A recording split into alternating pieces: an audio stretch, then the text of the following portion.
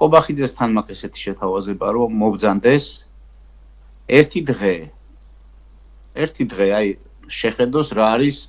პატარა მცირე ფერმერის ცხოვრება თუნდაც ან გლეხის ცხოვრება ან შრომა და მერე თვითონ დაადოს ფასი იმ ფასებთან შესაბამისად რა ფასებიც გიხედავთ საწვავიდან დაწყებული დამთავრებული იმ პროდუქტებამდე რაც მაღაზიებშია და მე მაგალითად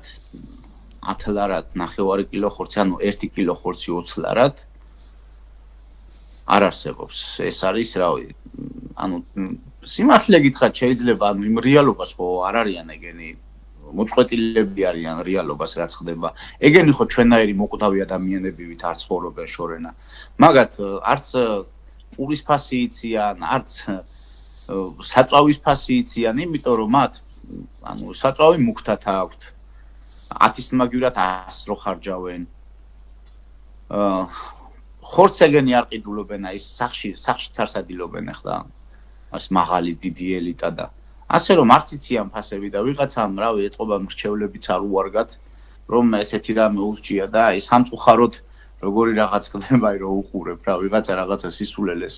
დააბრეხვებს იტყვის რაღაცა და მერე დგას ეს მთელი საქართველო და ამ სოციალური ქსელებით და ეს რეალობა კიდე სხვა არის ანუ ისინი სხვა რეალობაში ცხოვრობენ რა ამას შევეგუოთ რა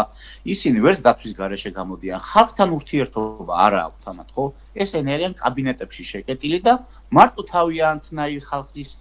ხალხთან აქვთ ურთიერთობა თავისი წრი აქვთ სადაც არც გაჭირებული იციან არც ავადმყოფი იციან არც სოციალურად დაუცველი იციან ანუ იქ გაჭირებაზე არ ლაპარაკობენ იქ ლაპარაკობენ მარტო ვის რა წაართვან ვის რა წაგლიჯონ რა მოიპარონ რა გადაიფორმონ და